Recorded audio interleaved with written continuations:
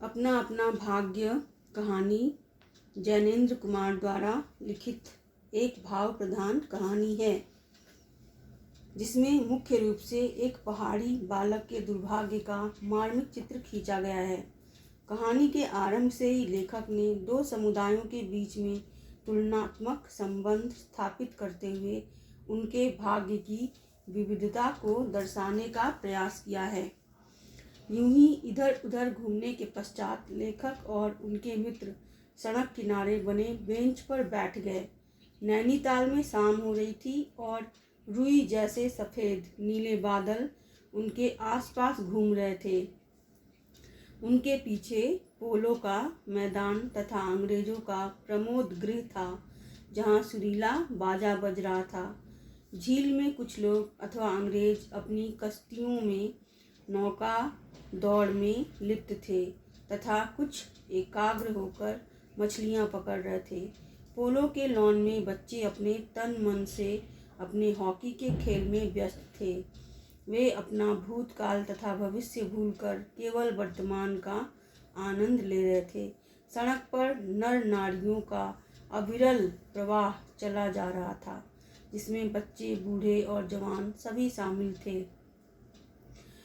उस भीड़ में शामिल अंग्रेज सीना तानकर बड़े गर्व से चल रहे थे और घोड़ों की बाघ पकड़कर पहाड़ी लोग अपने फटे पुराने कपड़ों में स्वाभिमानहीनता की अवस्था में जा रहे थे।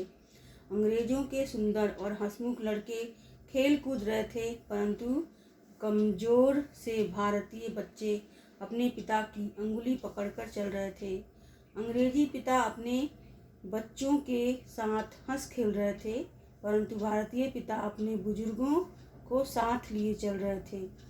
अंग्रेज स्त्रियां हंसती खेलती टोलियां बनाकर बिना किसी डर के अपनी मंजिल की तरफ बढ़ी जा रही थीं, परंतु दूसरी ओर भारतीय स्त्रियां थीं जो लोक लाज एवं मर्यादा को ध्यान में रख साड़ी में लिपटी सिर झुकाकर सड़क की ओर होकर चल रही थीं। वहीं पर अश्वेत भारतीय भी थे, जो भारतीयता छोड़कर अंग्रेज बनने की कोशिश में अंग्रेजों के पिट्ठू बन चुके थे।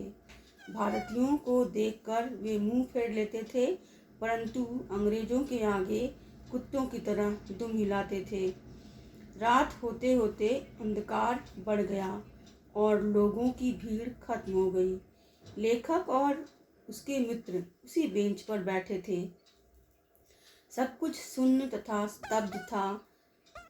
तल्ली ताल की बिजली की लाइटें दीपों की पंक्ति जैसा आभास दे रही थी और झील में पड़ता उनका प्रतिबिंब उस प्रकाश को और अधिक बढ़ाकर प्रदर्शित कर रहा था। धीरे धीरे घने कोहरे ने रोशनियों, पहाड़ों सभी को ढक दिया। रात के 11 बज चुके थे और वे अपने होटल की तरफ चल दिए। रास्ते में वकील मित्र अपना होटल आने पर उसमें चले गए और लेखक तथा उसका एक मित्र आगे अपने होटल की तरफ बढ़ गए। उन दोनों के ओवरकोट हवा की नमी के कारण भीग गए थे और सर्दी भी बहुत बढ़ गई थी। लेखक चाहता था कि वह होटल पहुंचकर गर्म बिस्तर में जाकर सोए, परंतु उसके मित्र का स्वभाव कुछ निराला ही था। उसने लेखक को फिर झील के किनारे एक बेंच पर बैठा लिया।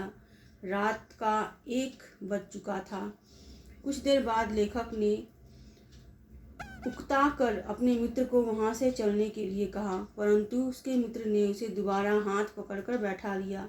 तभी उसके मित्र ने कहा कि देखो वह क्या है। लेखक ने देखा कि कुछ दूर एक काली सी मूरत उनकी तरफ आ रही है। नजदीक आने पर दिखा कि मुश्किल से 10 बरस का एक लड़का नंगे सिर पैर मैली सी कमीज पहने सिर के बालों को खुजलाता हुआ बहकता सा चला आ रहा था। लालटेन के प्रकाश में देखा तो वह लड़का गोरे रंग का था, परंतु मैल से उसका रंग काला पड़ गया था। आंखें सूनी थीं और माथे पर झुर्रियां पड़ चुकी थीं। न जाने उसका ध्यान किस ओर था। लेखक और उसके मित्र की ओर भी उसका ध्यान न गया। लेखक के मित्र ने उसे आवाज़ देकर बुलाया और पूछा कि इतनी रात को वह कहाँ जा रहा है और कहाँ सोएगा। उसने बताया यहीं कहीं पर। लेखक के पूछने पर उसने बताया कि पहले वह दुकान पर सोता था, परंतु अब उसे नौकरी से निकाल दिया गया है। उसे 1 रुपया तनख्वाह मिलती थी और खाने के लिए जूठा खाना। लेखक के मित्र ने उससे पूछा कि वह यहाँ से बाहर किसी और स्थान पर जाकर काम कर सकता है, तो उसने हाँ कह दी।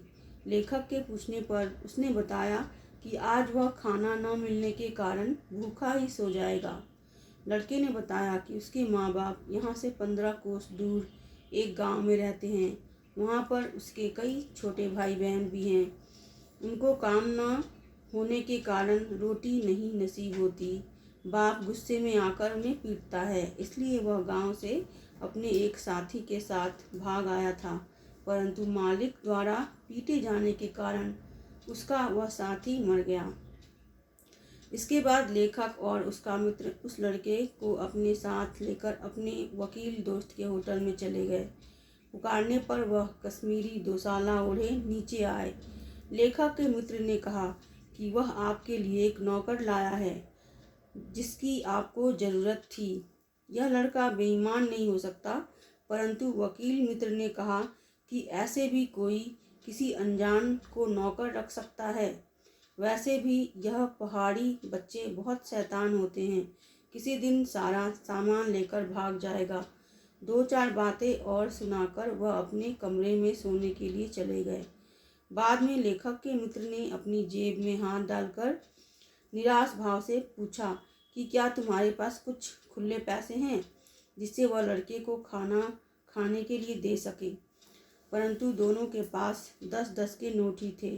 जब लेखक ने कहा कि तुम 10 का नोट ही दे दो, तो मित्र ने कहा कि उसका बजट बिगड़ जाएगा और उसके पास दया की तुलना में पैसे बहुत कम हैं। तब लेखक ने कहा कि इस जमाने में इतनी दया ही काफ़ी है। थोड़ी देर बाद लेखक के मित्र ने उसे अगले दिन होटल डी पब में 10 बजे मिलने को कहा और बताया कि उसे कुछ काम ढूंढ दिया जाएगा। इसके बाद लड़का निराश भाव से वहाँ से चला गया। बाद में मित्र ने कहा कि इस ठंड में उसके तन पर बहुत कम कपड़े हैं, तो लेखक ने घिसी पिटी दार्शनिकता दोहराई कि यह संसार है, पहले खुद के बारे में सोचो, फिर बाद में औरों की चिंता करना। तब लेखक के मित्र ने इसे स्वार्थ, निठुराई और बेहयाई का नाम दिया। अगले दिन वह लड़का निश्चित समय पर होटल में न पहुंचा। लेखक और उसके मित्र ने भी इंतजार करने की ज़रूरत न समझी और अपनी नैनीताल यात्रा समाप्त कर खुशी खुशी चल पड़े।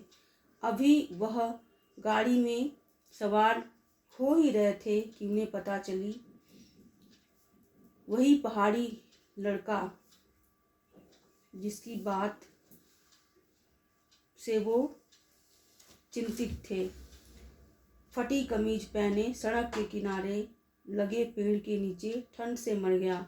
उसके मुंह, छाती, हाथों और पैरों पर पड़ी बर्फ की चादर सी ऐसे प्रतीत हो रही थी जैसे दुनिया की निठुराई और स्वार्थीपन को ढकने के लिए प्रकृति ने उस लड़के पर सफ़ेद और ठंडे कफन को ओढ़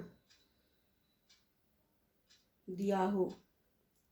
यह सब देख सुनकर उनके मन में विचार आया, अपना अपना भाग्य।